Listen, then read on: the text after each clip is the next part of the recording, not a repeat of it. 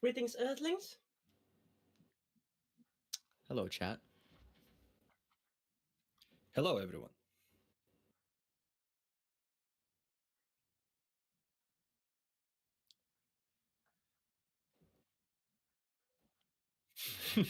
Well, Go when right we to have that. all the information on the wire, I promise I will do another screen for the podcast, and I will change the order, so we can change the order when talking about it.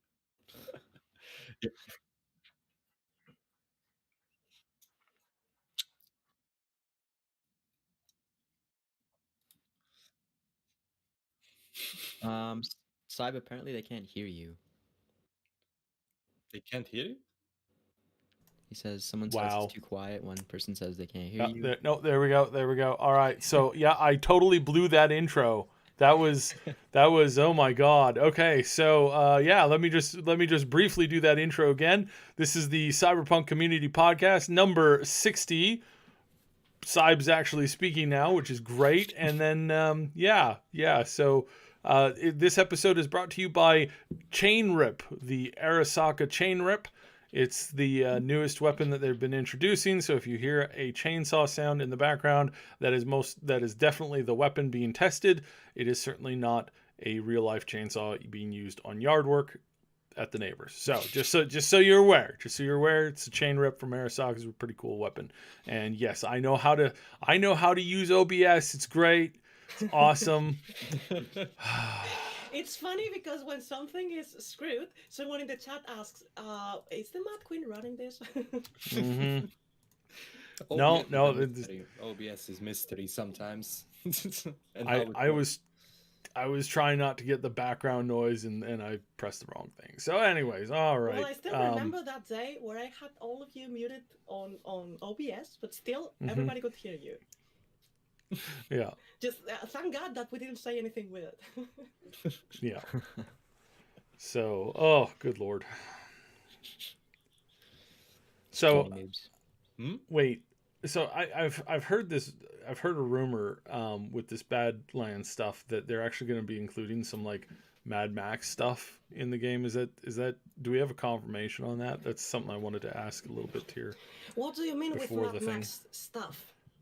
Because Mike Pondsmith has been always saying that the Nomads are going to become Mad Max. But not the actual universe of Mad Max, just the style of Mad Max, which is something different. But apparently the Quadra Type 66 Reaver car is actually based off of the Mad Max car. Like it's actually like very similar model or the same model. Some people have been saying. So that was confusing me a little bit because I'm like, I don't know if they could do that. I mean, it sounds like inspiration. I mean, the buildings in Watson are the same building than in Dread. The exact same building. Beach trees and the mega buildings in Night City are the same. My God. It's just a different version than that yellow car that we saw in the deep dive too. Just like a, I guess, highly customizable Quadra 66. I think they said, right? That's what it's called. Sype, people is saying that I am not. I am too quiet, and I increased the gain, and I am very close to the microphone. So I don't know. I believe that the problem is on your side. Let's see if I can hear you well. So I think it's. I'm gonna boost you by 40% here. Because everybody else has said it about the same, and I hear everybody the same. But you know what? It's using these programs within programs, working with other programs, and sometimes this stuff is so weird. And unlike OBS. Yeah. All right. Try it again now, Madqueen. Tell us about the Reaver, the leader of the Reavers. From the Wraith. Sorry, the Wraith. Bathrobe on. I need to get it off. Put my sleeves out because we're going to enter into the territory of the lore. This is one of the things that I wanted to see the most. How are they going to develop the Nomads? Because the Nomads are a very, very interesting clan, especially after the Fourth Corporate War, because due to the war, everything that was related to shipping was disrupted. Official shipping wasn't working anymore. And it was the Nomads who took control of the roads, obviously. They are the road warriors. And so they became very important after the Fourth Corporate War. What I wasn't sure is that if they were going to be using some of the old gangs of the Nomads in the past, Nomads don't call it gangs, but they actually work like gangs. And this is the case of the Wraiths, which is the biggest gang inside the Raffen family. How do they call it? The Raffen Nation. Yes, they use the same Shiv. language as the original people that lived in America. This is like the worst of the worst. You thought the Bozos were the worst? You're wrong. You're wrong. I mean, the Raffen and especially the Wraiths are like violent sociopaths that will kill you if you blink in the wrong direction. And before killing you, they will mutilate you and do a funny pack with your intestines just for fun. They are also known to be usually hired by mega corporations because there is nothing too heinous for them to not to do it. And also they are cheaper than all the gangs that live on the cities. And there is absolutely nothing they wouldn't do, even less if money is involved. And yes, they are incredibly dangerous. They are incredibly violent. They are incredibly funny. And the fact that this is the first of the nomad gangs that we see, oh, it's fantastic. It's people that you really don't want to mess with. But I mean, unless you like trouble. If you like trouble, please do. Oh Especially yes. if you're going through a psychopath playthrough, they're going to be your best friends. Do the possible to not cross them unless you have enough firepower, which probably you won't because nomads, they are big groups of people. And if you mess with one, you mess with the whole group, which is not the, smartest idea. And the Mad Max car, that is absolutely fantastic. So when you think about the race, you need to think about these clans that are in Mad Max that more or less work the same. They are the people that dominate the street. It is not the street, sorry, the roads outside the cities. Because after the climate change in the 90s, everything that goes from city to city is a wasteland. It's practically a desert. You can see a couple of trees here and there, but don't expect much more. Biotechnica was trying to create new fauna to put there. Visit the places where Biotechnica is experimenting. I believe that these places are going to be outside the map of the game because it is advised in Cyberpunk Red that it is a bad idea to go close. So I think that they would be in the borders of the Badlands. But the Badlands are totally and absolutely a desert, and the nomads are the people that rule there. So you better have good relation with them if you want to be able to have some off-road action in the Badlands without being shot to death and then tortured and then your cyberware sold to the highest bidder or maybe only 4 cents. Yeah. Fantastic gang. I am so glad that we only saw the logo. I want to see the design of these people. And we also learned in the Red that nomads were actually, they got some really kick-ass firepower because they were actually defending the road from the various other gangs. So we know they're well equipped after the war, especially because of the trading routes, as you said. Well, So- I was thinking that maybe the first of the nomad people that were the nomad families we will see would be the Aldecano because because Santiago Decano is very famous and very prominent in the lore. And that this is not the family that we see the first time. Some people is still complaining that they can barely hear me. Other things other says that my volume is okay. Can you please let us know if there is something wrong with my volume? I can shout more, but if people can't hear me, they're going to go deaf. I mean, I can get super excited talking about the law. So you want me to shout? Punk Generator in the chat. You're absolutely right. When like the similarities are really awesome. I mean, even the name's the same from the Reavers in Firefly to Reavers here. So except for this one thing, which was a slip up line that Wash did in one of these takes, where he's like, they just send out like raving parties. He meant to say raiding parties, but in this case, I mean, it's true. The Reavers here will also send out both raiding and raving parties. The dance, and then and again with how they work in that show, it's like if you're very lucky, they'll R-word you, and then they'll what was this, like, is grape you. I'm trying to use the Google censor thingy. They'll grape you to death. Then they'll eat, like, sew bits of your skin into their clothing, and then they'll eat you. And if you're very, very, very, very lucky, they'll do it in that order. Meaning that, you know, sometimes they might eat you first, then sew your clothing, then grape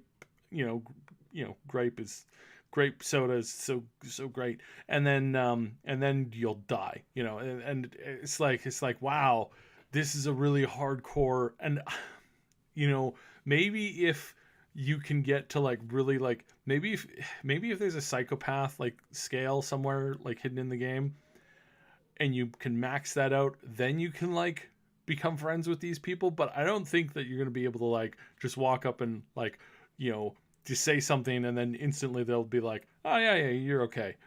Well, I mean, I don't know. That Maybe the trick is going out there with the hook, open one, you know, go just out of nowhere, go there, open one, and then turn their intestines to the ground and say, hey, what's up? Maybe that convinced them that you were prey. But what if you have a Well, nomad backstory? Yeah, but I think that's got to be part of it, right? No, there are there are different groups of nomads. I mean, if you happen to have a backstory with some nomad clan, which is the enemy of the Raffen, maybe it's worse. I mean, if you were a nomad, you more or less understand how the nomads work, but that doesn't mean you're friends with all of the clans, because some of them are, you know, fierce enemies, and it may be worse than better. Just get your reputation down as low as possible in Night City and just go outside and say, well, look what I did over there. Let's go burn the city. I think you'll be friends with them. Easy. If you just say that. But honestly, I'm really excited that we saw the Badlands, because the only like proper image was from that trailer, and it was like during the dark. But I don't think even CDPR understood how much hype they created around this 4-second GIF, because it really does tell a lot. Like, this GIF tells you more. and you know, I was. Did you saw this meme on Reddit? Yeah. There were a couple devs that actually reached out to me in the last couple of days and said, "Wow, we were really shocked at how like positive and like how overwhelming this the feedback on this was. Like, we were expecting it to be just like some of the gang stuff that we put out, where, you know, people talk about it and they're happy, but like, there's so much here for a 4-second 360 scope on a car." Not only there's a lot here, it's also, we've been seeing the city since 2018. It's the first time that we see the Badlands. Yeah, see outside of the city. There's a couple of scenes on the trailers that the Badlands is not the Badlands. In the 2018 trailer, that was this people, as a woman that was pregnant, and the guy with the shotgun, that maybe looked like the border of the Badlands, but not like, you know, the Badlands. Not only that then you can see Night City up there in the distance. For all of those that were saying the map is too small, the map is too small. Yeah, sure. I'm the only one that didn't see it on my monitor, and then I upload the video, and there is the city in the background. I'm like, jeez. Yeah. To answer Tyler, they're asking about this kind of thing, is like, how big will the Badlands be? And the other question that we typically have been seeing with this is, will there be off-roading? You know, how much off-roading are we going to be able to do in the Badlands? And this, I think, like, this really is going to set the question as to, you know, how big the map is. And I was talking with somebody else the other day, and they were like, you know, the devs don't want to answer the question on the map size, because they feel that it's an unfair question based off of the concept of, like, if you have a gigantic gulf of just distance, that all you're doing is, the only thing to do between point A and point B in the Badlands is drive. They don't feel that that's really conducive to quote unquote map size, because map size to them means things to do, people to talk to, mission areas, interesting sites. But when you just have a road, and this is one of the things that they didn't want to do, is they don't want to count the roads in with the map size. So the road that you get on when you're driving in the city, out of the city that you're driving on, they don't want to include that into the map size count, which is what we had kind of like talked about many years ago. It was like, yeah, this map is huge in comparison, but they want to put the brakes on it because they don't want to get people thinking that the map world and that the interactability is going to be like 4 times bigger than The Witcher 3, because the interactability with the NPCs and the story and the missions, it might not be that. It might be, just a little bit bigger, whereas the map size, is massive just because of the roads. I was watching The Witcher 3. One of our community members was doing a playthrough, and they got on these horses, and they're like, the NPC guy was like, hey, let's get on our horses. I want to ride because this is a very short, it's a very long trek. They rode for like 20 seconds on their horses. And then they got to the next area to do the quest. And there was some dialogue for like half a minute. And it was like, that's so funny because that's a distance to them, right? When you're walking or when you're on horseback, that's a distance, that's a fair distance. But when you're in a car driving at, 100 clicks an hour and you drive for 5 minutes to get to your next quest place, that's an enormous amount of like ground that you have in the map. And they are trying to not give you this false sense of like, with the map size, with claiming it's a particular size or it's not a particular size. They're trying not to like feed into that by saying, yeah, no, it's 4 times, 5 times bigger, because right now they're discounting a lot of those things. But the feedback that they've been getting on this so far has been great. And we don't know whether there's off-roading yet, but it would be a big waste if there wasn't. But that's the thing. Well, before you go on, I mean, the literal sentence of Pavel Sasko, lead of the quest team, when retweeting this was ready for some off-road action. Mm-hmm. Literal quote. So I mean, it makes sense. It's a desert after all. Yeah. And there is nothing worse if there is a huge map and there is nothing in between, and it's just an empty use of space. Because you get a huge map, like for example, let's say in Assassin's Creed and other Ubisoft games, you do get a huge map, and it's either filled with various quests which are usually repetitive, or you have 0 quests in that area. And that's something that, there has to be this middle ground between that. Okay, you need space because obviously it's a desert. You don't want to be too close to the city. You want to have the city in the background, and just by that it will create this sense of distance. And if it's filled with various interesting things and just to explore and discover new stuff, it's rewarding. That's a plus. And quest management is something that I'm so afraid, and inventory management, because both things were a mini game by itself in The Witcher. Inventory management, because also items not always had the same name, so you have like this huge inventory with full of shit, because a lot of things were levels and levels below you, and you weren't going to use them unless you were talking about things that you got upgrade, like the Witcher gear. And even the Witcher gear of the same house, the order of the words was different depending on the item. So if you ordered it alphabetically, you still couldn't have any order. So I'm really, really hoping that this improves. And also, there was one thing that really grinded my gears in all games, let's be fair. I'm not going to say that this is something that only The Witcher does, because all of the games in an open world do the same.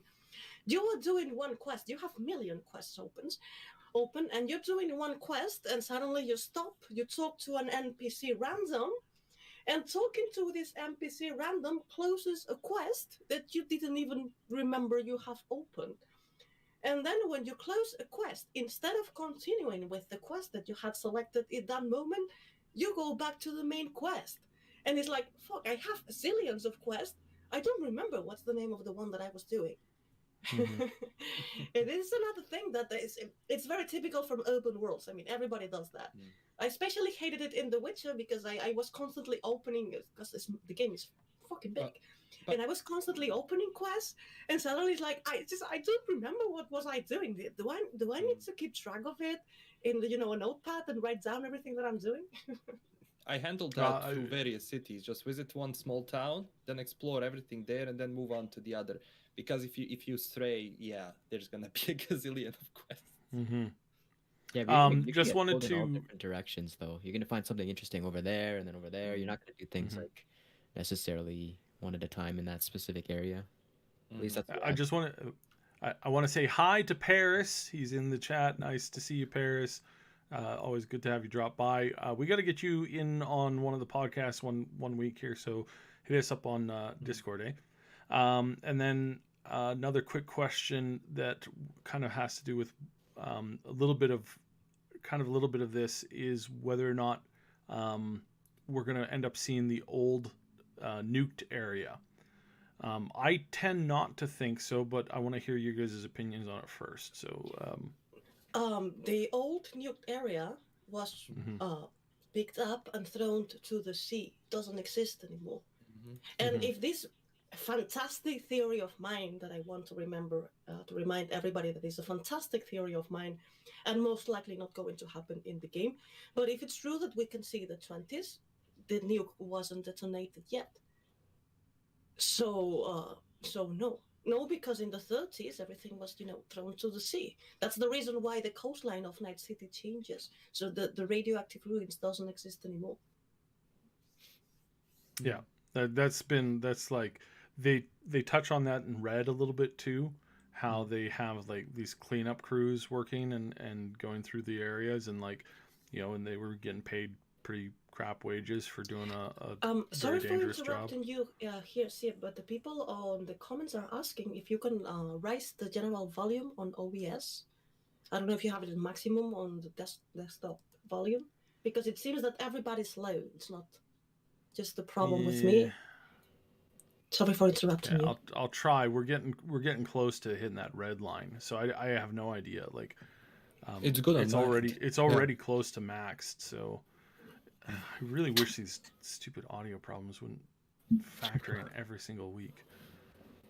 Maybe Oh what I'll do yes, is thank you for that for everything. The program is for free. There is always brain dance. Well, Jules, yes and no. I mean, there is always brain dance, and this is where my crazy theory comes in. I have this crazy, fantastic theory that I would really love that it happens, but again, it's highly unlikely. That through brain dance, we will be able to visit parts of the law. And the problem with that is that the map is completely different. So it means that devs need to create a separate map for the Night City before the reconstruction. Because in 2077, the city is completely different. Not really. If the entire flashback is within the confines of a single tower with very few windows, then that really limits the amount of work that they have to do. Yeah, but that's the attack to the Arasaka Towers at the end of the 4th. Then you have the Arasaka Riot. If chipping in is like this in the law, at one moment we will see the Arasaka Riot. If it's interactive and we can play it, or is purely a Johnny Silverhand flashback, it is not known. But I'm totally positive that at some point we're going to see the Arasaka Riot. We might see the Arasaka Riot. We might see the riot from a different perspective, or like from like a. Like I don't think that they're gonna do, like, if they split the world into two and you spend less than an hour there, or 2, or even 3, or even 5, or even like really like even like less than 10, I mean, it's a huge waste for all that work to go in for something that you have to completely build a different style, different structure, different city in total. I think we're going to be I think we're going to be like pretty contained if we do go back in time, in kind of a memory thing or a flashback. It's like, I think it's going to be limited quite significantly. I mean, that could also because be it's just a nightmare.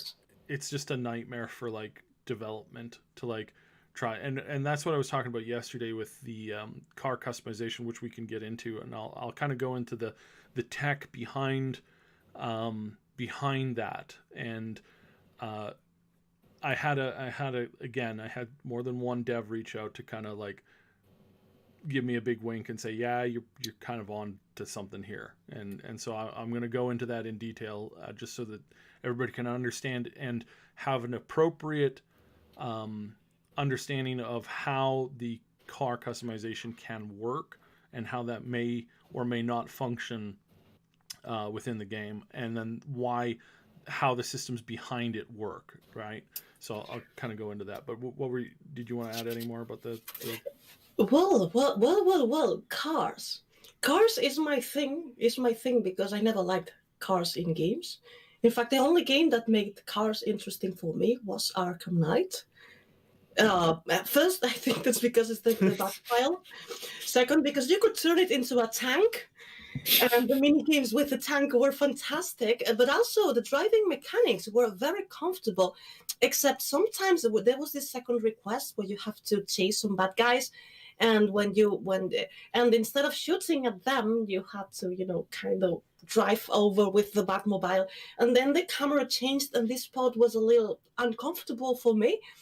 But in general terms, it's not only that I don't especially like driving. The driving mechanics is something that everybody loves. The driving mechanics of GTA, for instance, and back in the day of L.A. Noire, everybody loved the driving mechanics of the game, and none of them made it engaging for me. But now if we had first Mad Max, which means the things that you're doing in Mad Max, and if they improved the average driving mechanics and they made them more comfortable. For instance, one of the things that I hated on GTA, that by the way, I was told that this was improved in a patch later that I didn't come to play, is that when you have a fixed camera, and you couldn't put it up or down, and due to the fact that I have motion sickness, I have to put the camera on a specific angle to have a specific amount of the ground to see, just to avoid getting dizzy. And I couldn't, because it always had the same angle that was decided by the game. And I really hate when a game takes these types of decisions, because first it's more it's not that it's more comfortable for me, it's needed. I need control over the angle just to find the best angle so I can play for more than 10 minutes. And if they improved little things like this, well, driving can get really interesting. Not to mention that in my mind, I imagined the soundtrack of Mad Max Fury Road, that was fantastic. When I first saw it, I thought it was from Hans Zimmer. No, it sounded very Hans Zimmer, but it wasn't. And in my mind, I imagined this Hans Zimmer style with the electronics of Martin Chubovich, just everything mixed. And I was like totally in love. I don't know what they're going to do with the soundtracks, because they always said that every part of the city had its own personality, and this includes the music. And it's like, what are they going to do with the music? I'm looking so forward to find out. But when it comes to driving, that's really, I think mechanics can be really subjective from person to person. Like, do you make them more realistic, or do you make them more arcadey in a sense? Because, and I was just playing, actually, I was playing GTA and I was playing the Dirt 2 Rally. And the difference is huge. Of course, one is simulation, one is arcade. But it really depends for me if I don't want every car or every vehicle to feel the same. So if there is, in my opinion, customization, I don't really want only, the visual customization. I actually want an option, if it's possible, to actually go into the engine of the car, of the brakes and everything. Because in a sense, if you can actually work on that, make the car, move better between the corners, or it brakes better or whatever, for me, that's good. But if the problem I had, for example, with some games is that every car is going to somewhat feel the same with driving, with how it brakes, with how it starts, with acceleration and everything. So, yeah. Didn't Pablo Sasco say we can customize, I think he said the tires in the 26th podcast that we did with him, right? So I think the handling will likely change with that, right? Is it So here, let me kind of go into this here. Before you enter into this, can I answer something that LastKnownMeal just said? Just briefly. Sure. I honestly don't believe that the differences are arcade or realistic, because, for instance, the example that I put on GTA, that's realistic. When you drive, you only have one angle. So I wasn't talking about the angles. I was talking about how the car behaves. generally, because the angles is one example how the car behaves. Physics can feel natural without being realistic, and can feel, more importantly, comfortable. I personally believe that it's more important that the physics feel comfortable than realistic. That's what I meant. That finding the middle ground between arcade and simulation, in a sense. Yeah, I know what you think. It's not too hard to drive, but at the same time, it's not too stiff, or in a sense, it's it's not a self-guiding car. Maybe referring to that. And that's it. Let's go side. So,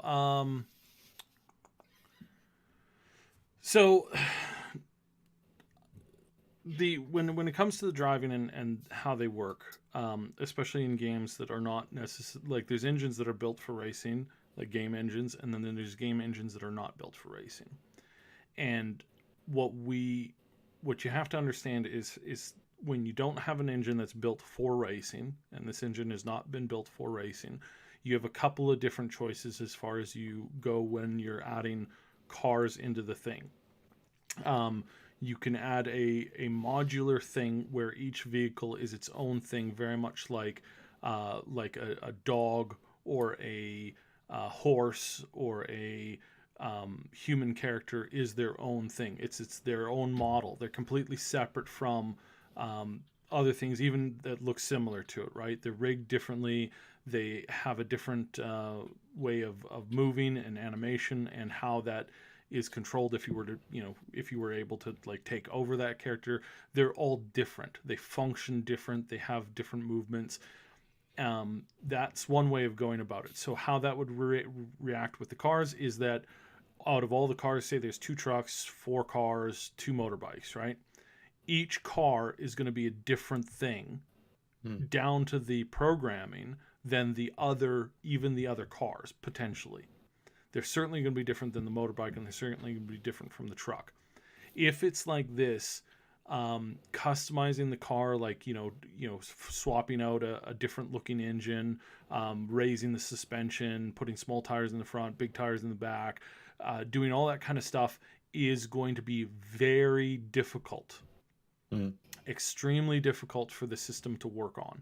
And this is why they may have kind of downplayed the amount of customization, because all you could really do for customization there is swap out different skins. So you have a skin, you can swap out a different skin. Maybe you could change the tires counter to the overall skin of the car, but that would be about the extent of that. If they had the system where it's the same, every car is the same, and it just has like Lego blocks, it just has different parts that have been strapped into it, then that already adds to the complexity of the programming and the complexity of whenever you're driving a car. So when you have those pre-built models in the first example, it's not as strenuous on the engine as you do when you have Lego pieces.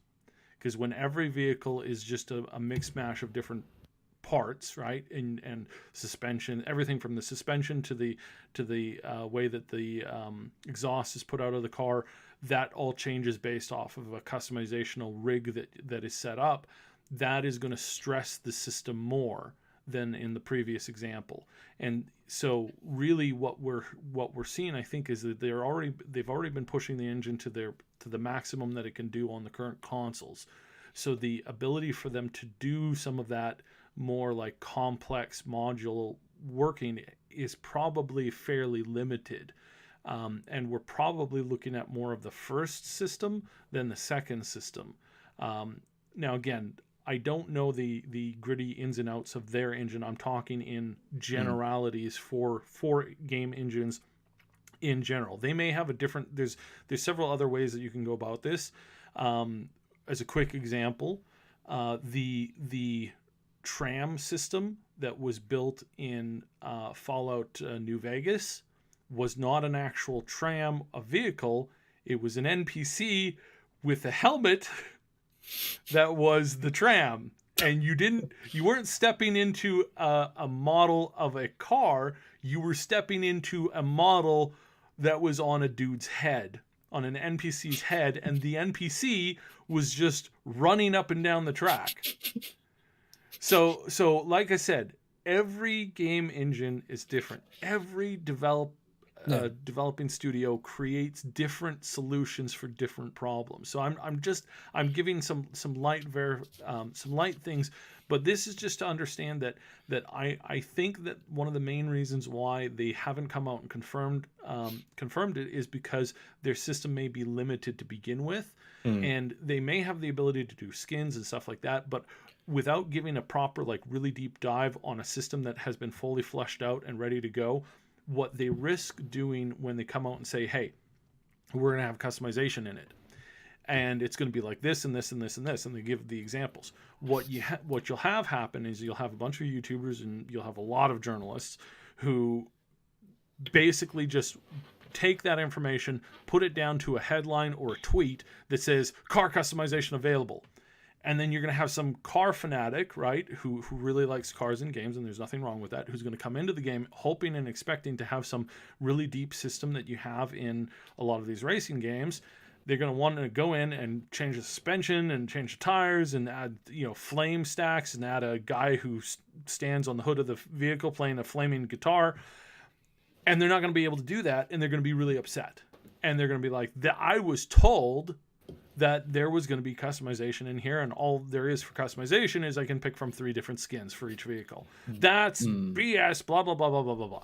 And they're going to get really angry because that's not the way that it was told to them. And so what I think they've been waiting to do is they've been waiting for a lot of stuff, right? Like the amount of people that threw up their arms about just whether or not you like, we know that in character customization you can control your junk.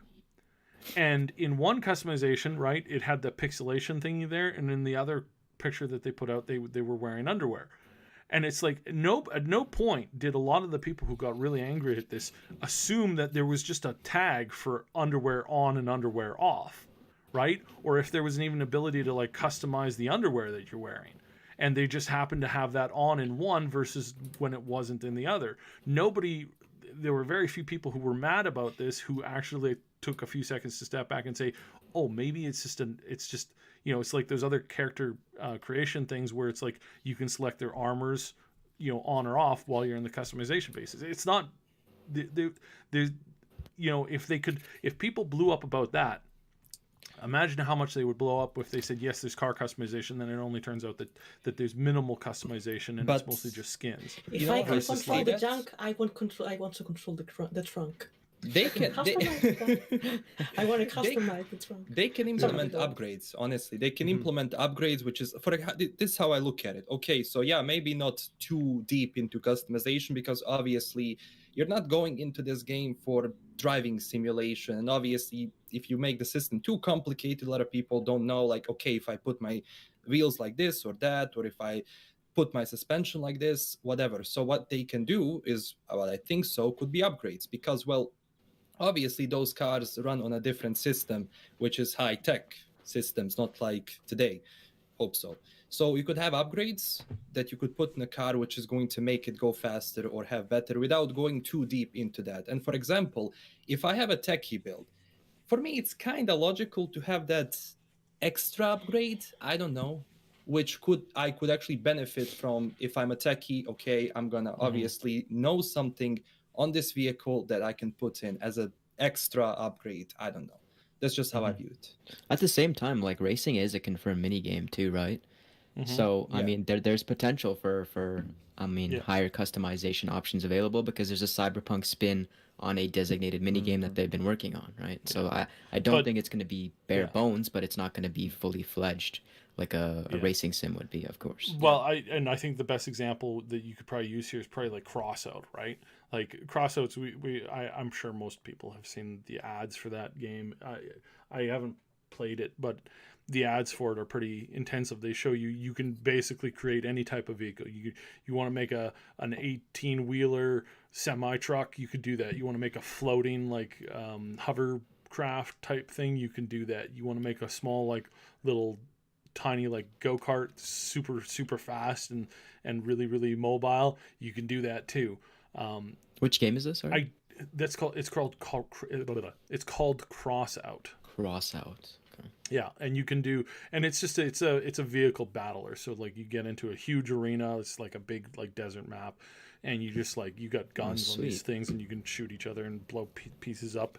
And you can like blow the wheels off of vehicles. You can take out their guns. It's very like very like it's like an ultimate Lego set for like building battle vehicles and smashing and breaking them apart and that kind of stuff. And it's like, yeah, it's complex. Like it really is. Well, at the same time, weaponry isn't out of the realm of possibility too, right? Because they've explicitly mentioned a cyberpunk spin to racing. So what could that really be, right? I mean, a death race of some sort would be kind of fitting. I don't know. It'll be. I mean, it's definitely interesting, and I think that the systems are there, but I wouldn't like. I try to cautious everybody. It's like don't expect the racing side. Like, I mean, you can have a lot of like racing games and mini games without and have it to be very, very fun without having the complexity of either Need for Speed as far as like car crafting and customization and options goes, or something like Crossout versus like just you having access to a couple of vehicles and just playing around with it. And it's something where like this is the first game, right? If they find out that that this is the most popular thing in the game and like people are coming up with all kinds of fancy ways to do it, I mean, it would be very tempting for me as a developer to be like, you know what we could do? We could just make a game that's like it's part of the series, but it just follows a nomad as they're like climbing the chain of these like really insane like races and like combat races and other stuff, and you can make like a spin-off game that just features that kind of tech, because those are good options. Back in the day when we had KOTOR, you had the racing in that game, but you also had the Pazak there too. And BioWare left an enormous amount of money on the table by not working on or developing well, it wasn't just BioWare, it was LucasArts too. Like they never built a Pazak game. Like I look at their list of game titles, it's like, why don't we have that chess game that they play, with the little like figurines, like the little it's in the first movie that was out. Chewie and Luke were playing it together, or was it the robot? I think it was the robot. R2D2 and Chewie were playing it. Do you guys know what I'm talking about? No. No? What? Oh my goodness. Okay, so there's this little chess game, and for years people have been asking to have like some like they ask, they're like, hey, you know what I'd love? I'd love an app game that allows me to play this, whatever this game is, right? You mean the one of the Millennium Falcon? Yeah, the one in the Millennium Falcon, yeah. And it's like you like people have been asking for that and they never get it. And it's like, why not? Because it's so interesting, right? It's like if you do it right, that could be something, that's awesome.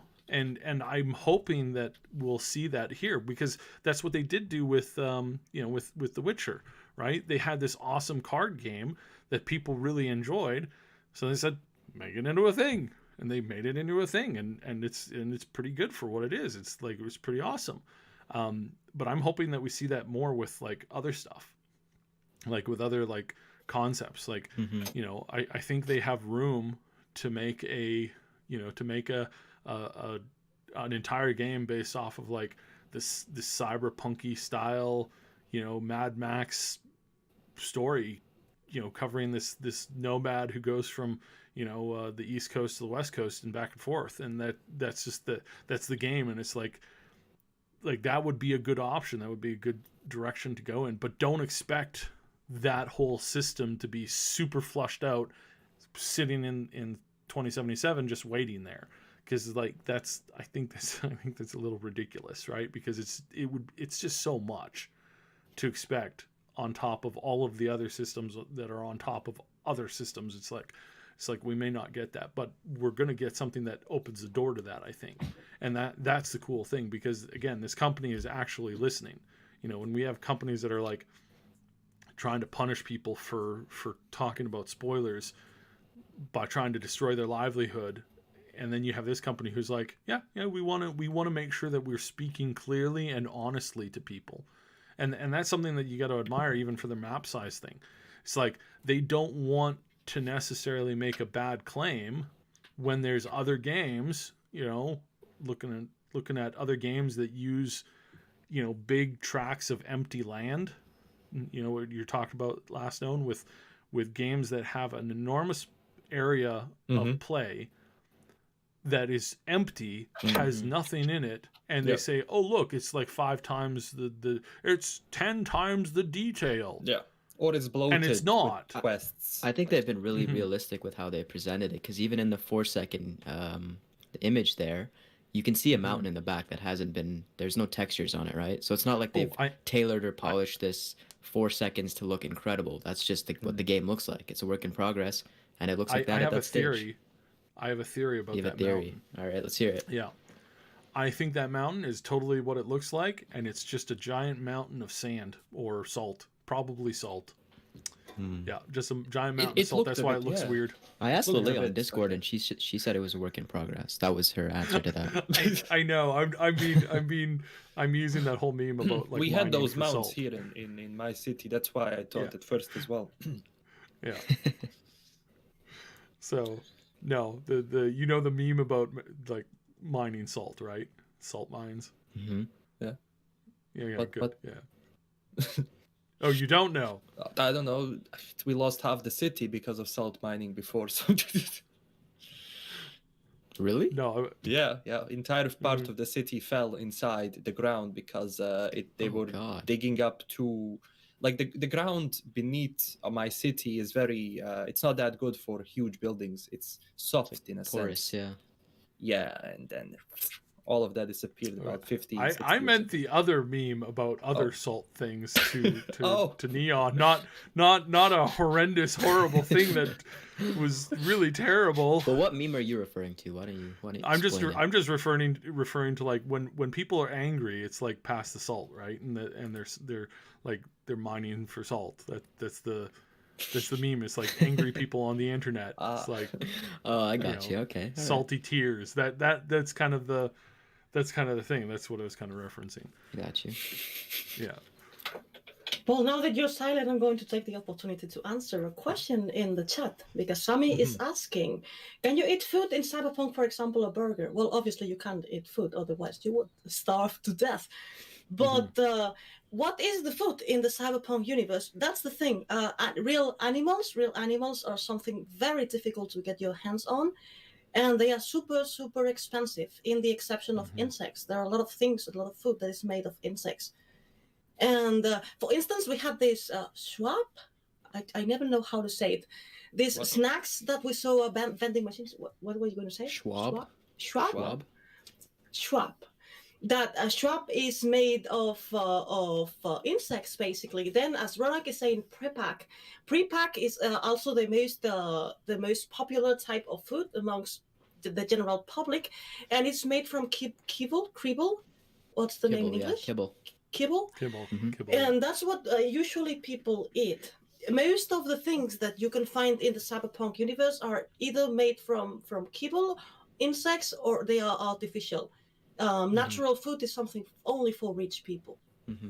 I have been in talks with some people behind the lore, and I do have a kibble recipe that we are going to make for the channel once the game comes out. So I'm going to have some Cyberpunk kibble for people to eat that's actually based off of how how Mike Pondsmith and others actually see the universe working. So that's super. I'm super excited. That cricket for protein in there that's so popular these days. Yeah. Well, if you can't have access to the regular food you're used to, you need to think creatively. And protein is protein. Yeah. This is another good question here. Can you go to the washroom in the game?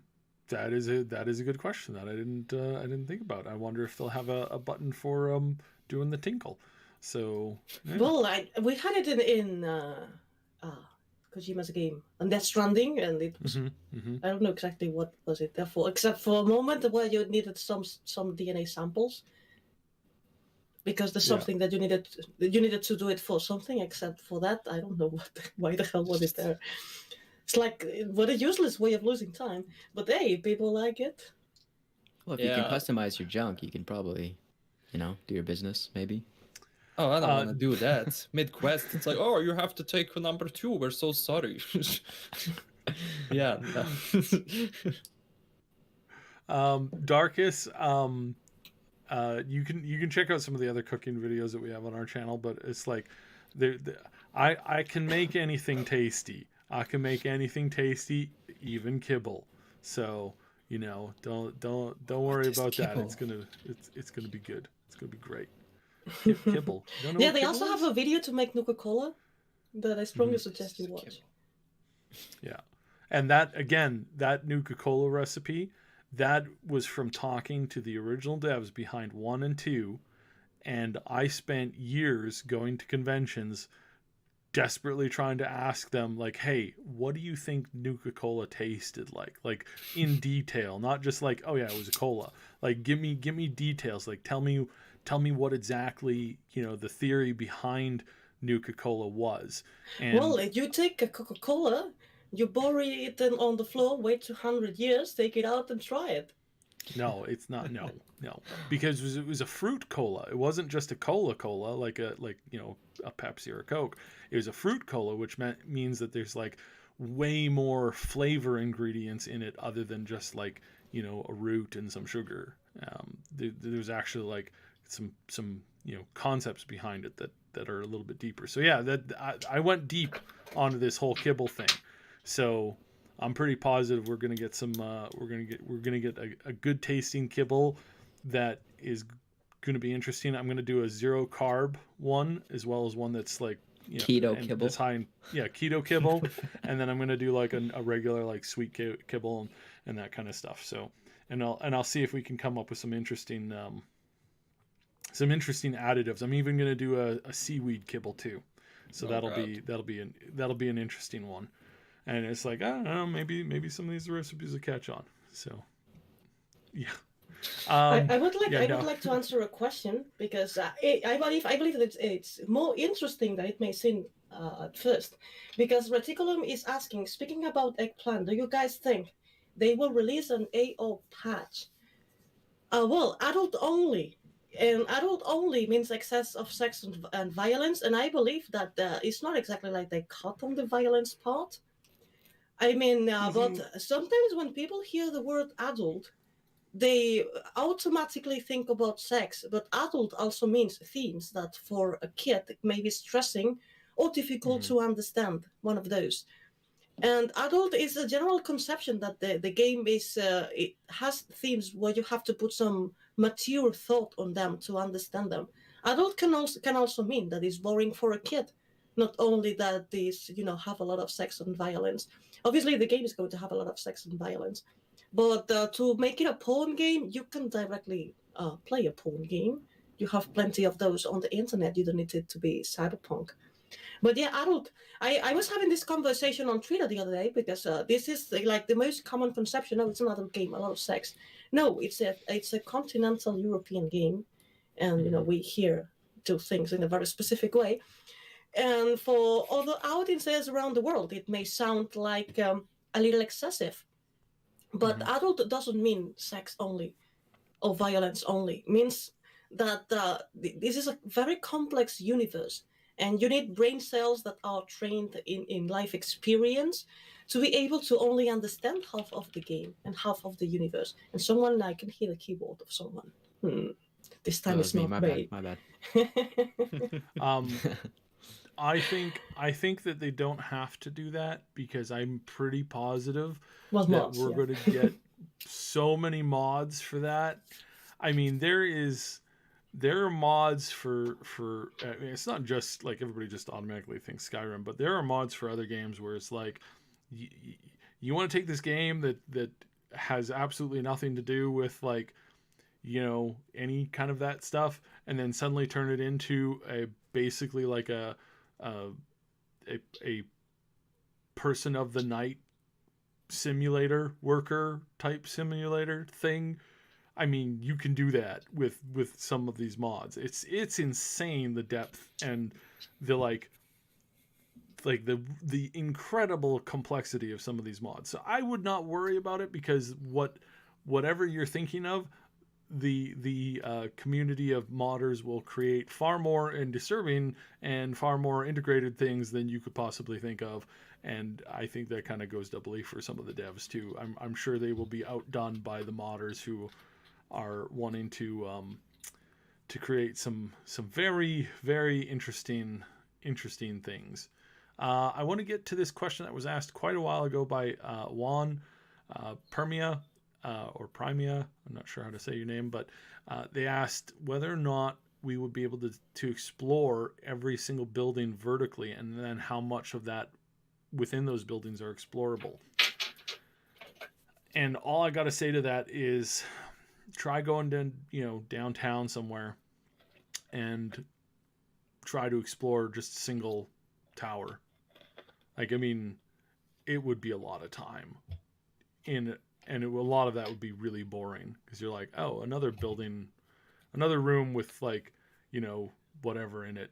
It's like, I don't think that would be as fun as some people think it would be, because it's going to be so much like repetition. So But wouldn't it be fun? Sorry, I lost the voice here on Discord, and I missed that part. Oh, would it be fun to explore not every single, but like, would it be fun to explore a city the size of Night City and explore pretty much every floor or room inside every tower in the entire city? Well, I always put, when talking about this, I always put the example of Deus Ex, because I found very funny that you could enter into the houses of people and they didn't try to defend themselves. Yeah. So I don't know, if I lived in the universe of Cyberpunk where I have guns, and so if someone that enters into my apartment uninvited, probably I would shoot them in the face, because it's legal and I need to defend myself, because, well, go figure what's the intention of that person. So I found it like super low quality to be able to do that in Deus Ex. So would you be able to explore everything? Well, a lot of those places will be owned by people, and they may not want you inside. Mm-hmm. So they didn't react at all, even if they saw you go, because I was always going through the window, because I was like, okay, if I go through No, you can hack the door and you can enter, and people is like doing their things if they are. Yeah, they don't even pay you attention. Yeah, they just ignore you. You're just not there. You're like Zelda. Oh God. And not Zelda. You're like Link in a Zelda game. You're just like, hey, let me look around and let me run around, jump on your bed. And they're just like, stupid main player character. And also, you also stole the beers from the fridge and the food. I mean, and they kept watching TV. If you entered by the window, you missed the experience points of hacking the doors. Even that's in what the I like about Outer Worlds, because if you stole too much, the NPCs would notice. Sorry? In Outer Worlds, that's what I liked about Outer Worlds, because like when you were stealing stuff from their houses and stuff, they'd actually notice and come question you. Well, yeah, that's a little bit more realistic, because in Deus Ex it was like you entered everywhere and you stole everything, and everybody was super happy about it. Nobody tried to defend themselves or their properties. Well, I think one of the interesting things that you can get from that is just like, it would be. I think it would be too repetitive. I think like if you could go into every single apartment building in your entire tower, first of all, that'd be like probably like 10 hours of exploring to do a quick job. All right. So I don't know. I don't know. I'm going to bring this up because it's funny and it's a light thing. So recently some people were like getting back into 76 and they were testing out some stuff, and they found this one place and they were like, oh, this one place is boring. It's like this couple is like running an inn, and they offered, you could buy to sleep in the bed for like a couple of caps. And I just thought that was the stupidest thing, because it's just like I could just go walk up and use the bed even if I didn't want to. And then I just walked away because it was so stupid. And it's like, oh, you guys really missed out there, because if you do, and you go up into the bed and you sleep in the bed and you stay asleep in the bed for a certain amount of time, you will hear a bunch of cannibals come into the room as they had planned to kill you while you were sleeping, and then this fight happens, and then you can run down and kill everything else. And it's like, wow, that's the kind of stuff that should happen when you're sneaking into people's houses, or when you're walking into people's houses sleeping in the bed. It's like that would be really awesome if you could like go into like a seedy area, like in Cyberpunk, sneak into somebody's room, use their bed, sleep in their bed, and then you're gonna wake up and you're gonna either be in a, you're either gonna be kidnapped or you're gonna be in the dumpster, right?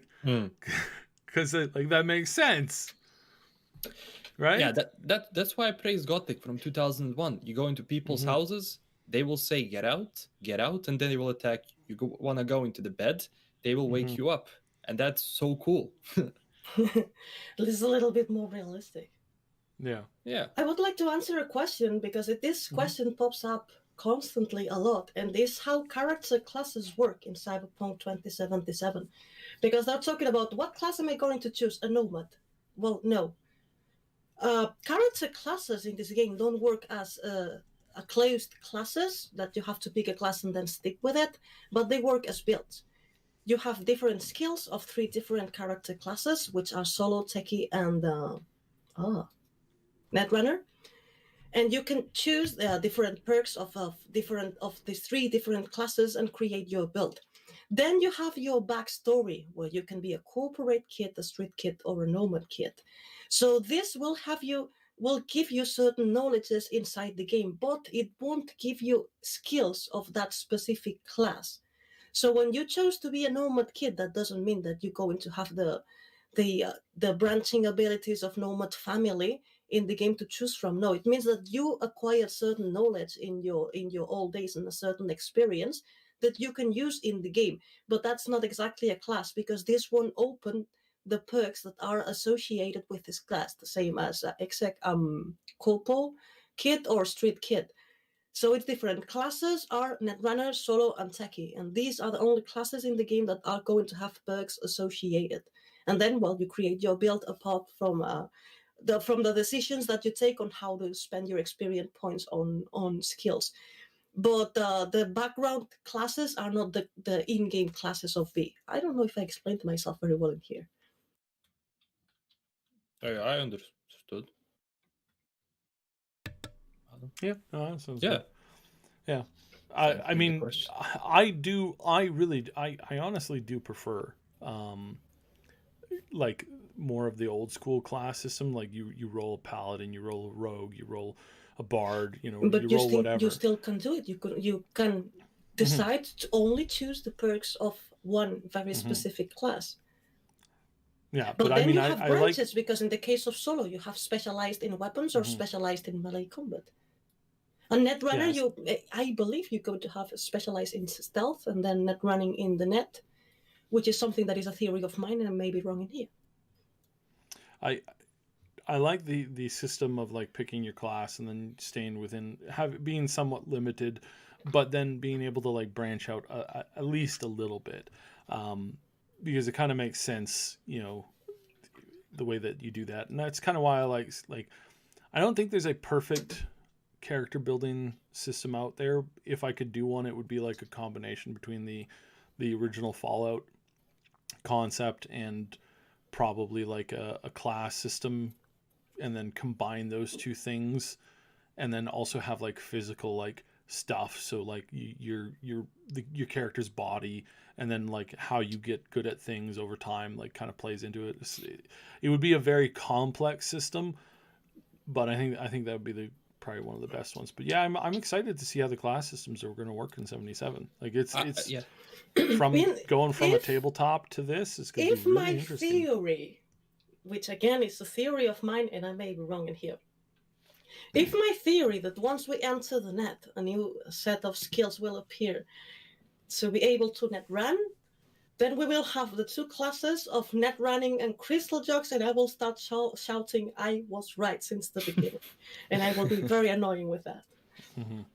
I mean, I like if there's trade-offs. For example, if I just take it from real life. If I'm really good at something, obviously, if I'm going to be in this setting, I'm going to use my knowledge of what I have to get what I want. And for example, if I'm going with a strong solo build, okay, then obviously the hacking part is out of the way. And I like how they added basically the option to open the doors with your bare hand because you are strong, you can do it. And that's what I like. Okay, so I'm not 100% in this direction of, let's say, net running, but I can still get to certain things. But if there are some things which are locked out because I don't have net running at 100 even to the end of the game, well, that's just my class. And next time when I have the net running, class, then I will be able to get to those items or through those doors or something like that. That's what I like. I don't like if, okay, I have this class and I'm good at everything. I can open up doors, I can hack this, I can do that. That's not just how people work. Yeah. So yeah. That would be super OP. Yeah, super OP. And unnecessary for a game like this, honestly, because it's all about creating There's no point in making choices then if you can just spec everything out and be a superhuman killing machine, right? Yeah, well, I mean, I really like the concept of like early class development too. This is one of the reasons why I'm really excited for the next Baldur's Gate game, because the initial campaign for the initial launch, the demo is going to be capped off at like level 2 or 3 or something like that. But the cap for the full game is when it's released is going to be 10, level 10. And as anybody who plays D&D knows, like level 10, that's not, typically you go up to like 20. So being still quite low and not being able to like maximize everything, it's really going to make your class play differently. I typically play my D&D characters where it's like I play for the long game, right? And I'll do lots of like multi-specking and advanced race picks. So my experience gain is low, and it's a slog to get that first like to hit level 10 is a slog. It's a painful experience because it's like you're so squishy, you're so terrible, you're so crap at everything, and then finally when you get to like when you're 40 and you've maxed out all of your everything, it's like nothing can touch me, and it's like that's awesome. But it's also extremely like long. It's a long way around something. You could just like fly through a single thing and just be as strong, but it's the fun of like having the challenge and going through it. So it's going to be really so I'm going to enjoy, I think I'm going to really enjoy the early to like mid game in 77, because I believe that you'll get the same experiences that like being low, being like forced to make the hard choices. If you can just select everything and everything is maxed out by the end of the game, do your choices really matter up to that point, right? Yeah. Like, does it really matter? Any of that kind of stuff. I like it when there's difficulty. I like it when there's a cost.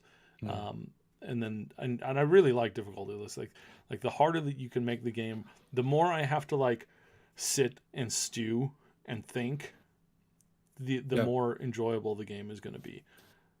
That's why I think this class system is going to work from what I've seen, because I can take a part of, let's say, one of the part of my class, which I find useful. For example, if I'm going with a stealthy build, I'm going to take hacking. Okay, do I need to open doors faster? Do I need camera access? I'm going to take that, and then leave out some unnecessary stuff if you are going for a full tank build or something. So I like the step they're going into. Okay, I wouldn't like to have everything maxed out, because then you're just it ruins the point. So you screw someone up, they send a whole squad, you wipe them out, and you wipe out the entire Arasaka with it. So yeah, I just want a cap on those points, and if I say, okay, my class is not working, respec it and then try a different build. Just a quick question here from Sammy. Will Cyberpunk be available on the PS5, especially the PS5? But I'm just going to include the other console. We're pretty sure that it should be pretty close to day one available. It's kind of one of those, like, it's any of the big games that are coming out, any of the games that are like. Wait, before we go on, they were asking about it being available at launch of the game. I mean, the console won't be out in September yet. Yeah, that's what I'm answering. So the consoles that are coming out, they're going to look at all of the big games, all of the big ones, all of the really like high anticipated titles. They are going to probably make sure that those are playable day one. There's been no guarantee on that yet because there are some things that come into that. Oftentimes, these the operating system on these from one console to the next is a little bit different enough that you can't just plug and play. Right? They actually have to go out of their way to make sure that you can plug and play older titles and that kind of stuff, and sometimes even the reader and the encoder, the data encoders are different. So they actually have to go out of their way to make the system available to do that. That's why you had like staggered releases of games on the older on this generation, the current console generation. For the older games from the previous generation, you had to have like, they had to go in and they had to like rig up a system so that you could actually play those games, and it took time on each title because they had to go into each title. Sometimes it was easy, sometimes it was complex. So there's some stuff because there's still developers who go in and use the computer's like central core processor as a way to time the speed of the game and things within the game. Like there's a bunch of DOS games right now that you can load up that they operate off of the inner clock when the inner clock was only running at 1/1,000,000th of what it runs at now. And now the game speed is literally running at, thousands upon thousands upon thousands of times faster than when it was originally designed to run off. Right? You turn on this game and it's like, boop, you lose. Well, how did I lose? Well, because you sat there for 4,000 years. It's like that kind of a concept is bad. And there's some games that still use the internal clock system, the internal processor of the processing power of it to like time certain aspects of the game on. There's some day-night cycles that instead of using an actual clock timer, use the rotations and whatnot of the internal like hardware. So when you put it on a much faster processor, suddenly your day-night cycles are going whoosh, whoosh, whoosh, whoosh, whoosh. And you're like, what is going on here? And it's because of the processor. So yes, as far as when the PS5 and the Xbox actually launch, I'm pretty sure, because this is such a high-profile game, I'm pretty positive that it's going to be available almost day one. Not a guarantee because they haven't said that yet, and you really have to watch that because there may be a delay, right? Mm-hmm. Probably won't be, but there might be. So, console delay before everyone starts passing. Yeah, for the console. Obviously, for PC, it's obviously plug and play, right? And you're going to be able to upgrade that. And I'm sure eventually we'll probably get some kind of a patch, or it might be in one of the expansions where it kind of opens up the systems and allows you to like get access to it. You remember Watch Dogs? Watch Dogs, they actually went in and they were able to like use they had buried all of like the 4K textures and all of like the high def textures and all this stuff in the game that made the game so much better. They buried it in the code because the consoles weren't strong enough to run the stupid thing. So they made the PC version worse by a considerable margin, and the modders went in, found the stuff, were able to outlie it, and suddenly the game was like 3 times better. Visually and with like the number of NPCs on the street, and it was just limited because the consoles were so garbage at that time that they couldn't keep up with the average PC by a long shot. And it's like, what do you do? What do you do when you get this? Like, it's so infuriating to be playing on your preferred platform and then to realize that it's gated down to the most slowest common denominator. It's like, ugh, gross. That's why I like the specs of these new consoles. They look like they're here for the long run, Yeah. Well, I mean, many people who watch consoles believe that this is the final generation for consoles. Final? And I, for the most part, agree. This is the last This is the last time you're going to get the console experience release in the same way. It's very funny because when people talk about these subjects, they tend to believe that the future is here for everybody the same, and this is quite absurd. For instance, when people is talking about, no, the future of gaming is streaming. I mean, really, more than half of the world that consumes video games have access to internet connections decent enough for streaming. Mm-hmm. It's like they have this vision of technology. I mean, we have technology, but that doesn't mean that everybody has access to this technology. Two very different concepts. So there's a couple of things that they're doing with this. There's a couple of projects that are going on right now that are trying to create essentially like not a free like Wi-Fi, but like a Wi-Fi that goes over entire countries in a massive grid that is either based off of like either low-lying satellites or through like how do you want to do that? There are rural parts of America where the government is thinking if they deserve to have postal service or not. Nobody going to think is the Wi-Fi should reach there. So right now there's a couple ways that they're doing this. One is they're putting these Wi-Fi receivers on power poles so that wherever you have power, you're going to have Wi-Fi.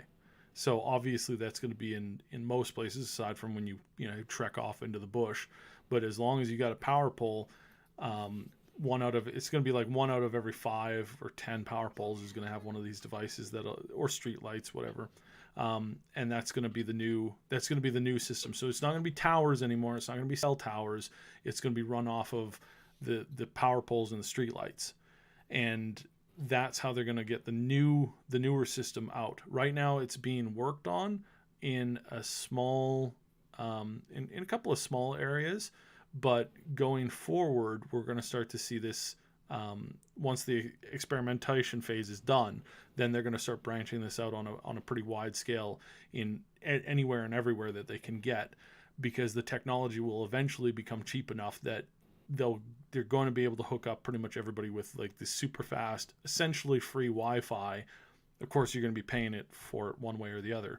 Well, it's very that is coming. And it's very utopic and very beautiful to think that at one point everybody will have the same access to technology. But I also find it very unrealistic. Well, I mean, it's because previously you were getting this stuff out based off of like cables in the ground, right? Like phone cables, fiber cables, and not every place had that. But now they're moving this to a Wi-Fi spider grid of wireless technology. Yeah, but wireless technology has a reach. And you need an infrastructure about this. You need an infrastructure for this, and who's going to take care of the infrastructure in the big cities? In the big cities, I mean, I see it absolutely possible. In fact, lots of cities of the world already have a Wi-Fi infrastructure, but in rural parts of countries, this is still a big piece of the cake when we talk about rural parts of countries still have power poles.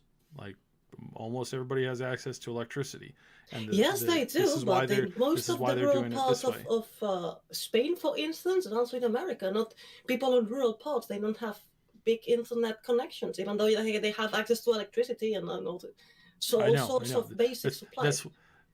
Madqueen, that's why this is coming. This is not tomorrow. This is like they're starting to work on the technology today. But yes, I wasn't saying that the technologically is not possible. What I mean is that socially speaking, I find it odd to believe that this is going to be equally implemented. There's nothing that these companies want more. There's nothing that Microsoft wants more than to be able to give a device for free that costs them almost nothing to make, that allows you to stream their game platforms and opens you up to all the game purchases, all the microtransactions, all of the entertainment value that they have for free. But I mean, they desperately want to do this. If they can nail down an extra, the extra 20% of the population in remote areas, by doing this, they will do this because that's going to make the difference between them being this like the king of this industry and being a sideline of this industry. That's what's happening. This has always been part of their plan. We're still going to need a couple more generations so the people that are in power of making these structures, these resources available for the population, the people that takes these decisions, understand that internet is a basic resource needed by people. I believe that we still need a couple of generations just for the people in power to decide that, to understand that this is a good that is needed for people. This is one area that I'm expressly like educated on, so it's coming. I'm watching the early alpha phase testing of this product, and it uses a lot of, there's some fiber, but it's mostly through long distance, and they're piggybacking it on existing utility services. They're not before, it's like when you're trying to build a new utility service, that's very difficult, but piggybacking on an old existing one, that's pretty easy because it's all already there. Wherever somebody uses power or any kind of a utility service, if it's there, then they're going to have this ability out there. So yeah, sure. I mean, in some places in the world, it's going to take a little bit longer than others, but I mean, this is already in the cards. They're already working on this. So it's going to be really interesting to watch. But what I'm saying is, like, the current console generation lasted for almost a decade. This next current console generation will last for pretty much another decade. And then by that time, that's when we're going to be entering into this, we're really going to be pushing this whole streaming thing. So that's why I find it unlikely that we're going to end up seeing another like console generation where you actually have like a big powerhouse machine that you're actually using. You still have that option as far as like PCs and certain other like, old school tech goes. But this one, I think overall, they're going to want to put this out because, I mean, they lose money. Like we're waiting for both of them, Sony and Microsoft, to announce the costs of their machines. And you just watch. Sony will announce it first, and they'll announce it for probably around anywhere between like $500 to like $700-800 American standard. And Microsoft will come out and undercut them by about $100. And then that's the plan. I am convinced that's the plan because Sony's dropping theirs first. So yeah, it's going to be really interesting. Wasn't that the same with the previous generation? That Xbox actually had, or Xbox had I think they were more expensive, I think, on launch. Mm-hmm. Xbox One wasn't it cheaper? I thought it was cheaper. Not in my country, no.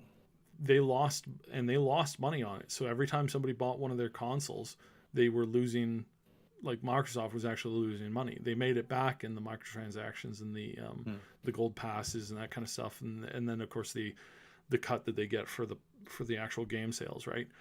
But just buying up a single device is like that's the way it goes. It's one of the reasons why you can't contact a distributor and say, hey, I want to buy 10,000 Xbox consoles.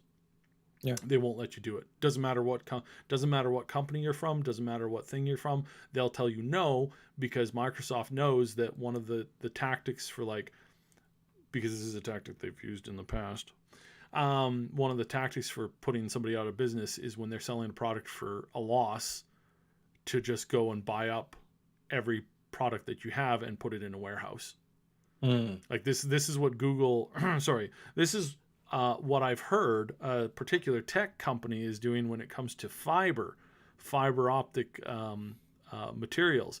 Fiber optic materials are being bought up like crazy all over the world, and they're being put into warehouses to store for long periods of time. You might say, that's crazy. Why would anybody do that? They do that to limit and raise the cost of fiberglass for all of the people who need it for actual stuff that they're doing, thus driving up the cost of their installation and slowing down their access to the market, so that they actually pose a lesser risk to the actual big companies that are doing this.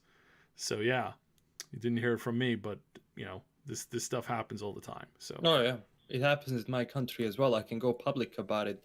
One company, which is the public company, is refusing to give. I can't. Is refusing to give private companies the access to basically run their cables to houses. Luckily, that's been sorted out in court right now, so they can actually do it. So yeah, so it is a case. It is a case. It does happen. Yep. And it's quite funny that this happens this way, and you know, there's a lot of people like just you're living in your street, you're living in your place, your city, you have no idea the backstabbing and the crazy stuff that's going on right now. It's insane. Oh, it's insane. True. We I don't know if you're done with this. We also had the Cyberpunk Red. Maybe you want to touch on that topic. Yep. Because so everyone who, if you don't know, Cyberpunk Red, the source book, the tabletop RPG, has been delayed until further notice, which they kind of pointed out it could be the end of summer, so might be September. But again, it's all clouded right now. So no, not Cyberpunk 2077. Cyberpunk Red has been delayed. That's kind of sad because I was expecting the lore. But yeah. Right now, having print and actually putting out print and distributing that is extremely difficult in situation we have at the moment, so completely understandable from their side. And honestly, it's better to keep them safe and honestly finish this properly and actually put it out into the world where people have less things to worry about than now. So yeah, that's the news around Cyberpunk Red. So yeah, I'm just so looking forward to it. By the way, I don't know if you mentioned. Sorry, I just came back from the bathroom. Sorry, I don't know if you mentioned it. That Talstory announced that on. I can't remember the Twitch channel, but I can look for it. I'm going to post a link to that VOD right now. You can explain what's going on. Yeah, they're going to show part of the new rules, and that's going to be very interesting. I don't know up to what point the law, obviously, but the rules, I don't know if they're going to be similar to the video game, or the video game is more into the 2020 rules. This is the VOD from the character creation. It's already out. It's 4 hours long, almost 4 hours long. So everyone can check it out. Yeah, definitely check it out, because this is where the stuff that's going to affect. I mean, it's probably going to play into the multiplayer for sure. So, I like everyone got confused. Oh, Cyberpunk was delayed again. No. Well, it's easy to get confused. You have to put but also because it's called Red, like the studio, which can create confusion. Yeah. Well, it's like the other CD Projekt, right? The distributor went bankrupt and people went crazy. Like, people were having like full blown. They went bankrupt. How could they go bankrupt? Couldn't they just launch the game as it is right now? There's a huge difference between both things, because a lot of journalists that I don't know why I'm calling them journalists link them to Cyberpunk Red to create the news. In clickbait headlines usually are quite confusing on purpose, so you have to read the whole article to learn what's going on.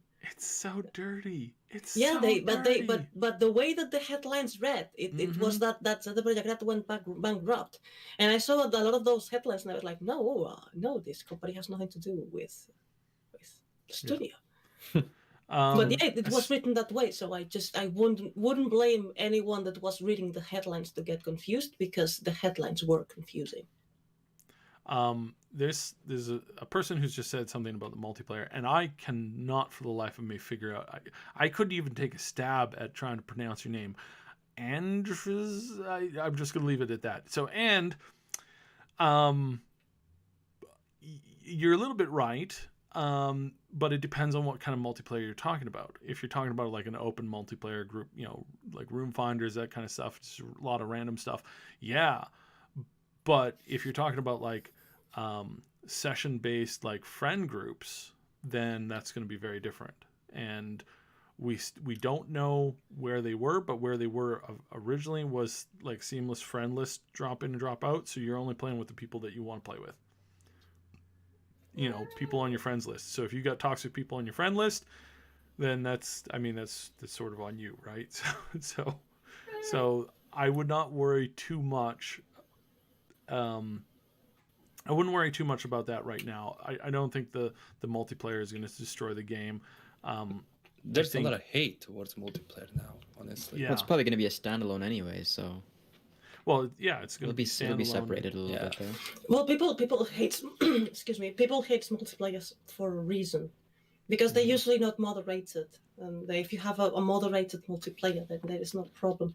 Even if they have the most lovely people, you're always going to encounter an asshole to. This is impossible to. Well, depending on who you are, you may encounter more or less, because people may be more or less asshole to you. But in general terms, when they are moderated, the problem just reduces exponentially. Yeah, my cat agrees with me. I don't know. I'm just looking forward to the multiplayer. No, I'm looking forward to the multiplayer, but I understand why people don't like multiplayer. It's because companies destroyed multiplayer before. People loved the multiplayer before all of these live services games came out. So yeah, if you do multiplayer right, it can be fun. That's it. Well, it also depends. Yeah, that point that you made, I believe, is very valid. It also depends on what's going to be the monetization of the multiplayer, because obviously this kind of games should be monetized in the long term. Just paying the base game is not enough for the developing company to maintain all the structure that they need for an ongoing multiplayer game, because they need servers and they need a lot of stuff that only buying the game won't cover. But so far, the only example that we had of a similar game that is monetized long term is Gwent, and I never seen anyone complaining about the monetization practices. So I'm really not worried about that in Cyberpunk's multiplayer. How exactly is it done in Gwent? Is it card packs and stuff? Like what are the microtransactions? Well, people, let's make a stop in here. The monetization is not only how it's monetized, but how people are conducted to the monetization. You can find games that, for instance, FIFA, if you play with more people, they put you with people with more level than you, so you have the impression that you need to spend money.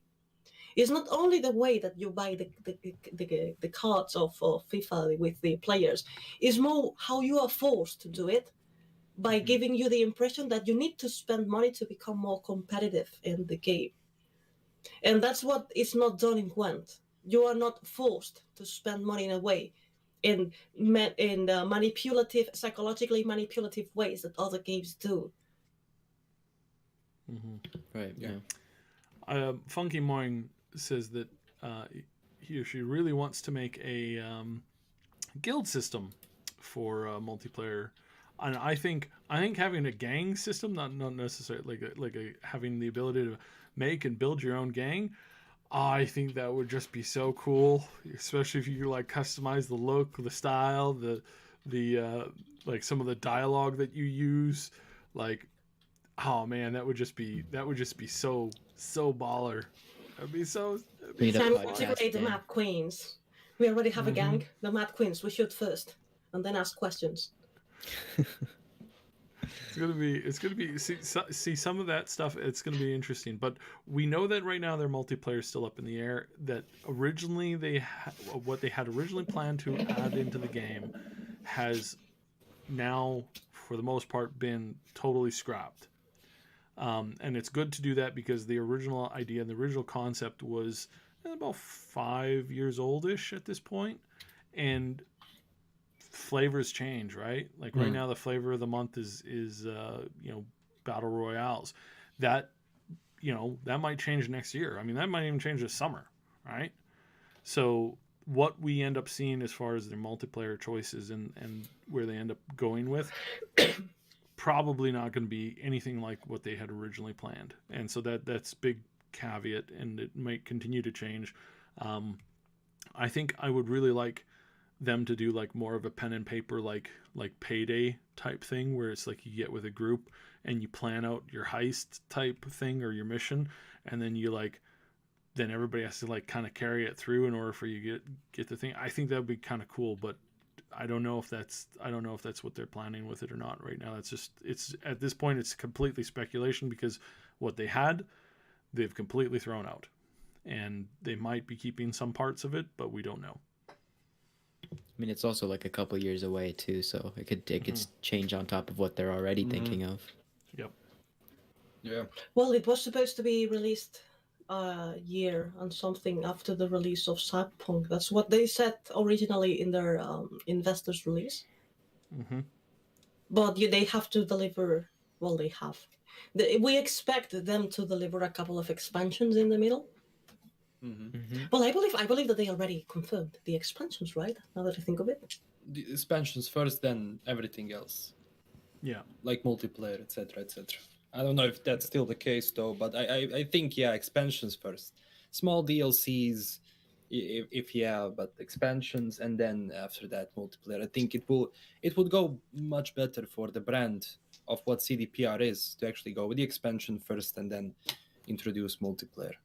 Just my opinion though. I would like to answer a question that site is doing, that I believe is a very interesting question.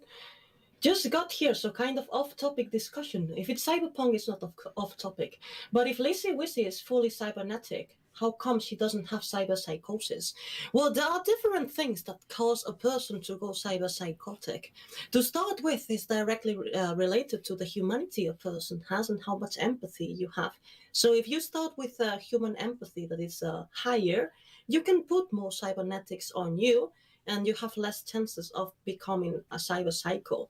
Then on the rules of 2020, several of the cybernetics that you could implant had a random cost in humanity, like one dice of 6 or 10 or whatever, because different people accept cybernetics different way.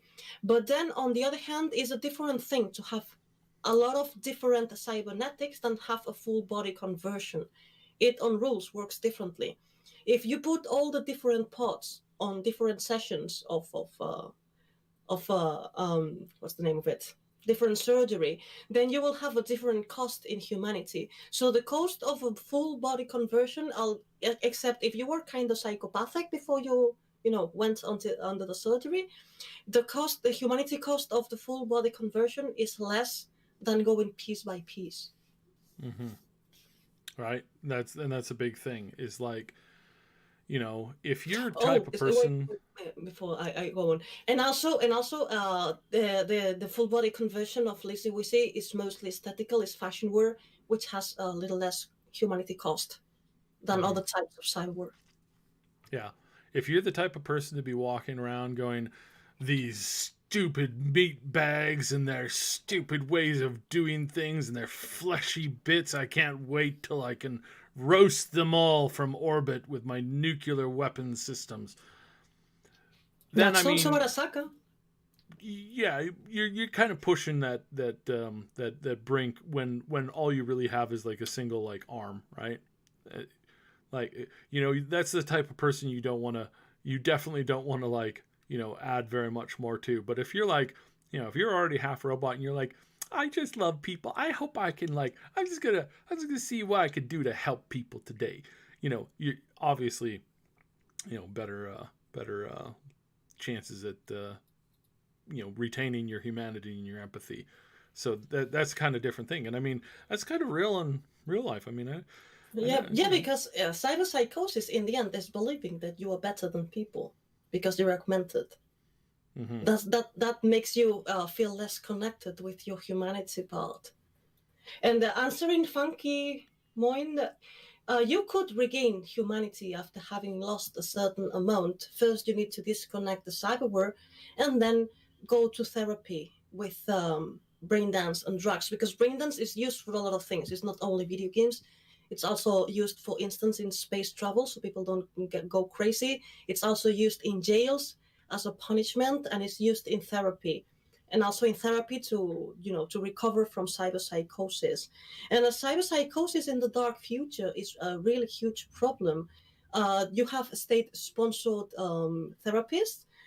If you manage to get a cyberpsycho to go to therapy without killing anyone, which is another of the problems, you can do it. Mm-hmm. Keeping the hardware, can one regain some humanity? No, because the hardware is the problem.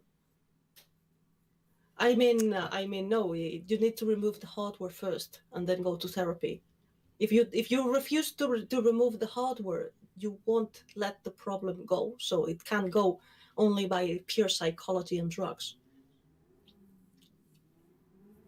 Yeah, it's really interesting. Like that's probably the most interesting aspect of the cyberpunk universe, and it's kind of too bad that I don't think we're going to see that much of it within, not as far as like V, having to deal with that, but like it's such an interesting concept, and it's probably one of the most interesting things that I loved about like just the original like cyberpunk thing is like the chance and the ability to like kind of cover that, because absolutely there will be like changes in that. I laugh a lot when we talk about AIs, because there's like I have this running theory that the first AI that we will create will probably have some kind of like super fascination with something really like mundane, and they will probably end up choosing a life path for themselves that is counter to what everybody expects. So everybody expects the first full on like true AI to like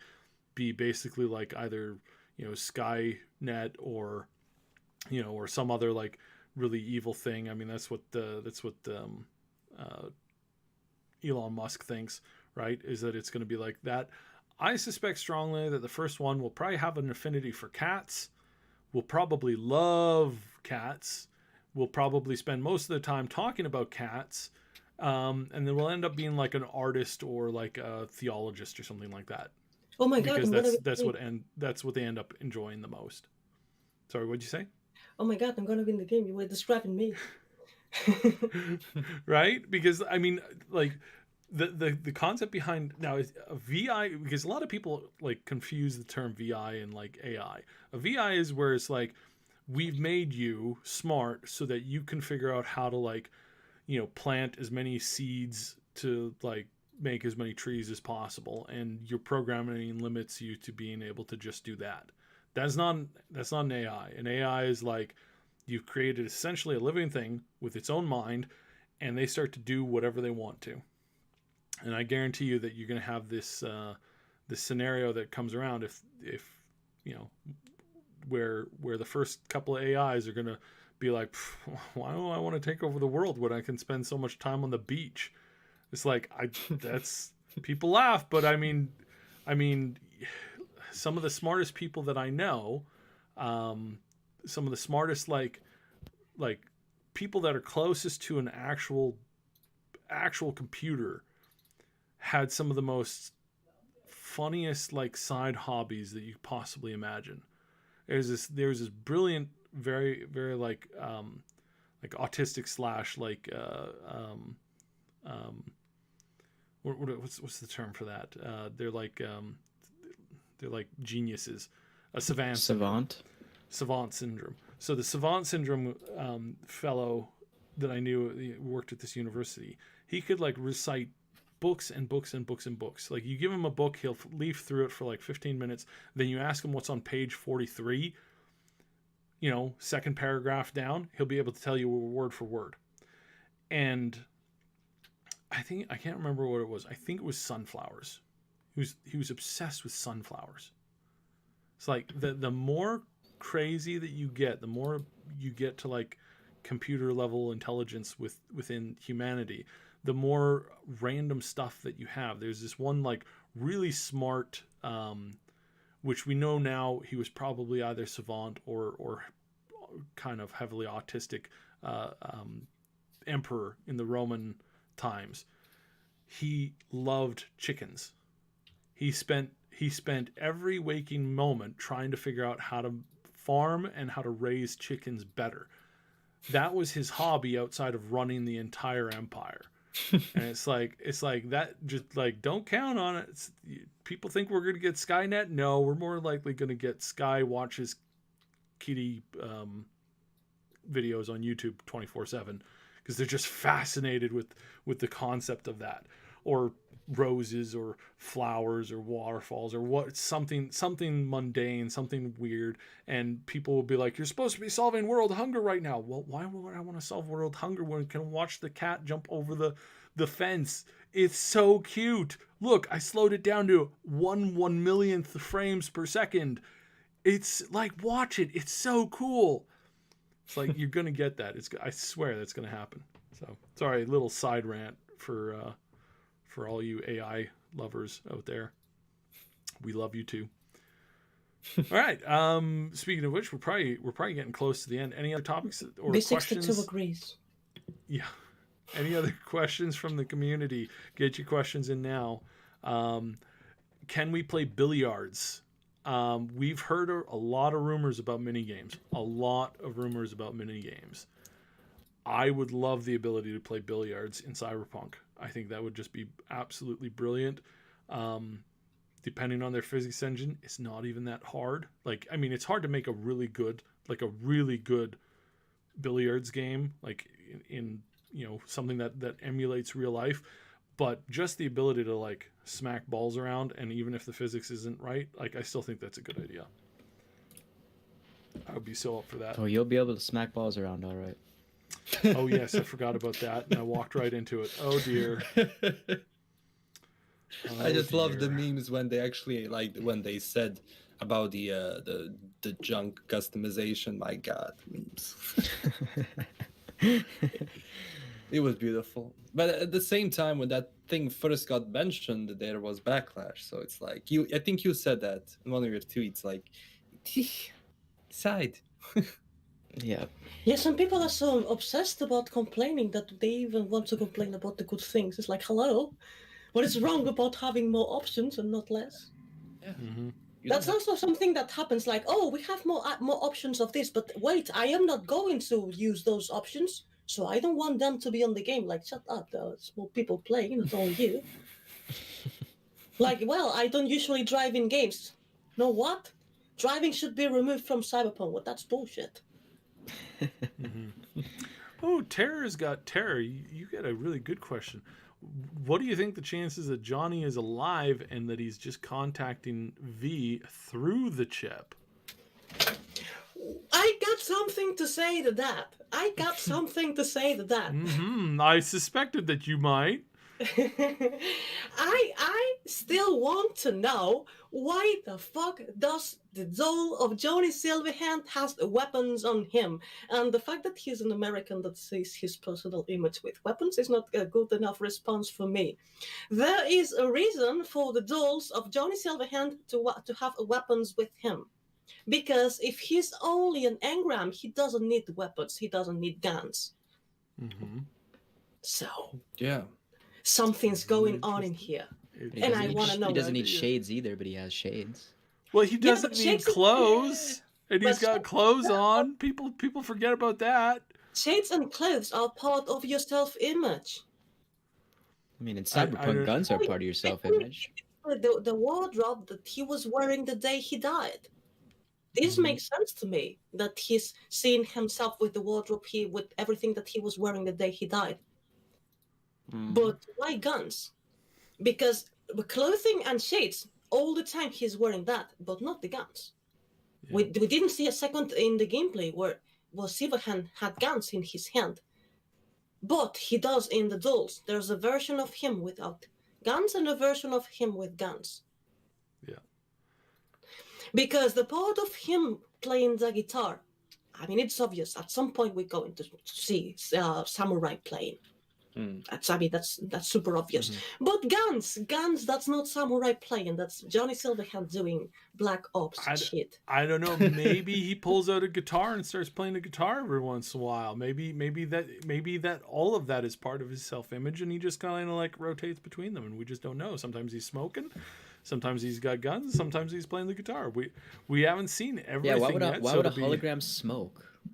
Yeah, he's smoking really because he's a chain smoker in real life, and he associates this with his personal image. And now it's zero harmful effects. Sorry? How cool is that? Zero harmful effects. He can smoke everything that he wants, and no side effects. It's perfect. Last known meal. That reminds me of being like a kid walking around with like either a chocolate stick or a piece of pepperoni or something, and you're like pretending that it's a cigarette because you're like 10 and you're thinking it's cool. You're like, look at me, I got a cigarette. So you're trying to convince your friends that it's a cigarette. Wait, man. doesn't I had a weird childhood. Sorry, doesn't Johnny's hologram toss a cigarette into the bath at the end of the deep dive? How does he do that? Yes. He's a hologram. Yeah. Yes, but that doesn't mean that the cigarette is real. Yeah. But it like sizzles. It's a hologram cigarette. He does the gesture, and the moment that the cigarette is outside of him, then it disappears because it's an hologram. It's not a real thing. Does it disappear? Does it like sizzle in the water? Maybe I'm. Yeah, but what I mean is the moment he stops thinking about it, it will disappear. Yeah. There's another. Oh yes. So Scadril was asking, Sabi, remember that time you got a confirmation for a thing and you said you're going to talk about it real soon, and then next day you like back down and you're like, oh, can't talk about that. Was that the Night City Wire? No, that was not the Night City Wire. That was something else that I definitely wasn't supposed to talk about, but I misunderstood the thing. And I was like, so I can talk about this, right? And No, they said, can't. yeah. But they were referring to on the previous thing that I had said, not that thing. And then like later on that day, I got a no, you definitely cannot. So yeah, it's always. I mean, texting is kind of like, it's one of these things where it's like it's both a blessing and a curse. But so are dropped calls. I remember a guy said a joke to his boss that was like about the boss's ex-wife. And the boss laughed hysterically. He laughed so hard that he accidentally hung up. The guy who said the joke thought the boss didn't laugh and just hung up on him, and he thought he was going to be fired the next day. Oh, God. So he came into the office. Look, sorry, man. I really stepped over the line. I totally didn't mean to do that. What? But what are you talking about? It's like, oh, that joke, I mean, I understand why you hung up. And boss is like, I didn't hang up for that. I thought that was the blanking funniest thing I've ever heard. So, yeah, it depends. It depends. It's not great. Anyways, you think Tom Hardy will be the next star announced for the game? Ooh, that's a good question from Sarah Ulrich. Remember Lady Gaga? Yeah, but I would love it. He's cool though. I think he was in Mad Max. Yeah. Yeah. He's like a good nomad. He made trendy. It would. I do wonder how much, like, it's I think this is their entry one. Like, think of this. This is definitely like Iron Man 1, right? This is Iron Man 1 to this new franchise. I don't think they're going to cram it full with too many big names. I think they got as many big names as they want to have in it right now, and that they will kind of do this, and then from there it'll kind of like grow and expand. And I should really not hit the table with. So, yeah, it's Did the table ever do to you? Yeah, well, I think. Yeah, I think that. When will we do Cyberpunk memes? The next time that we have a dead week, we're gonna do a meme week here. So we don't like we were kind of tossing around the idea a couple of weeks ago, but I think we're all good for this. The next time we have a kind of a dead week, we're just gonna pull up some footage and kind of go through some Cyberpunk memes. Are you guys all in for that? Well, we should probably do that sooner rather than later, because June 11th onward, it's not going to be that dead.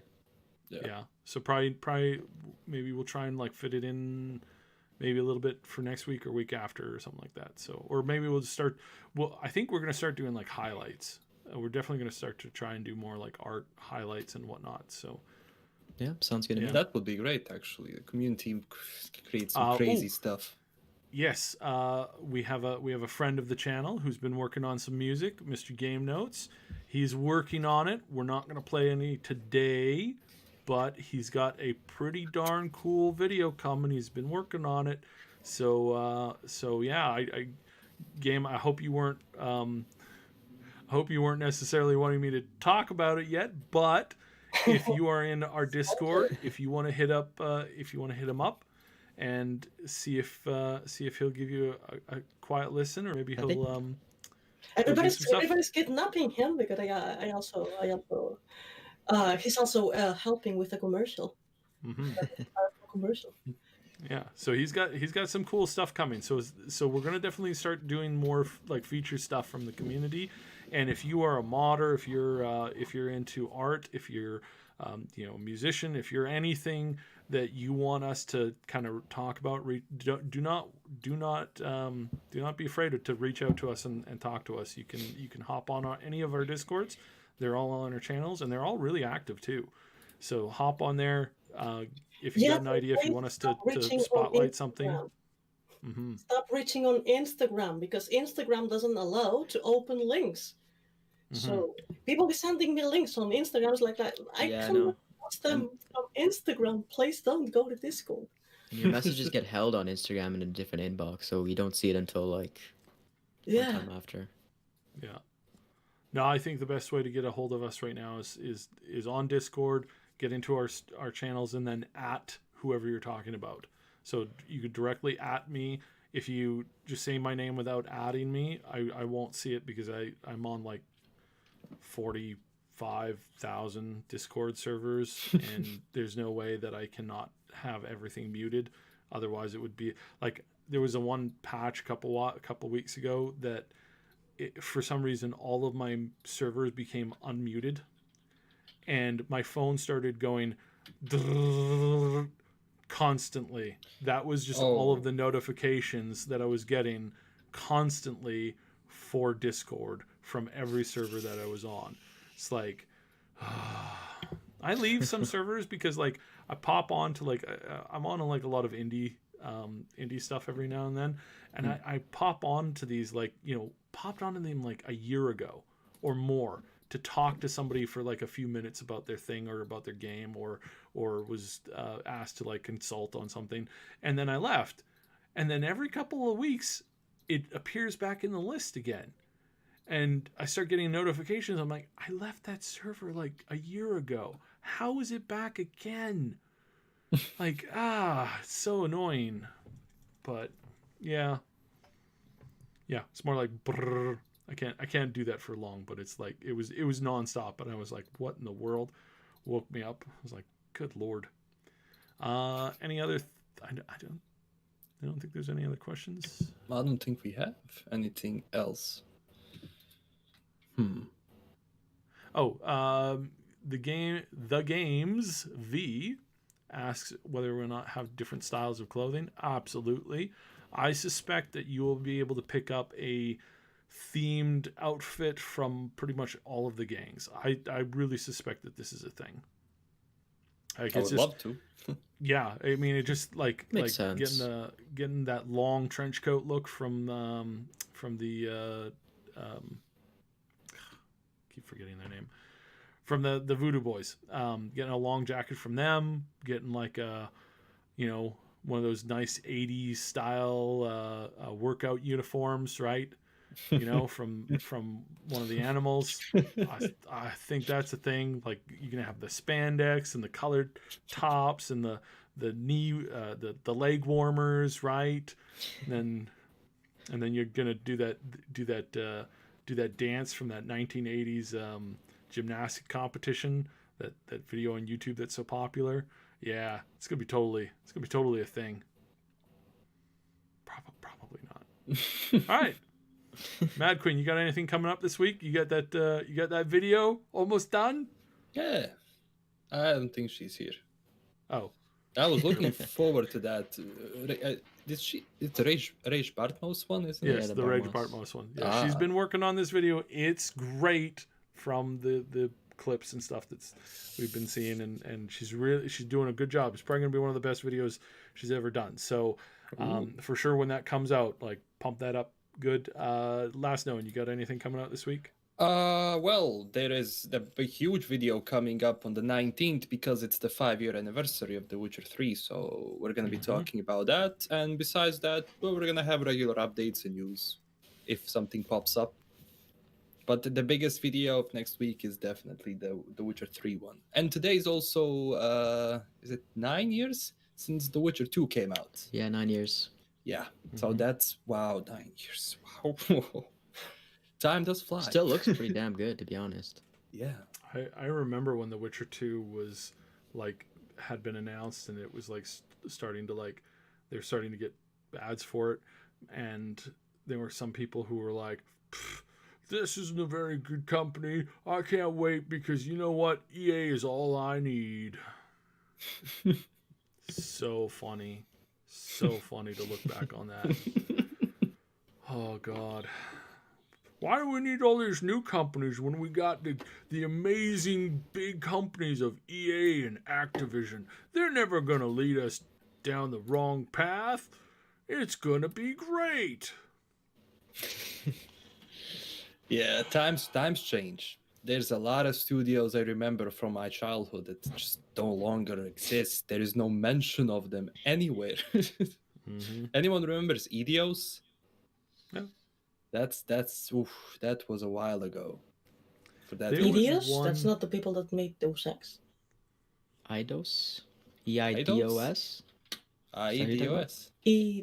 Well, maybe the writing is different because I understand the letters different, but if you mean Eidos, Montreal is the company that made Deus Ex. I know, there was a game.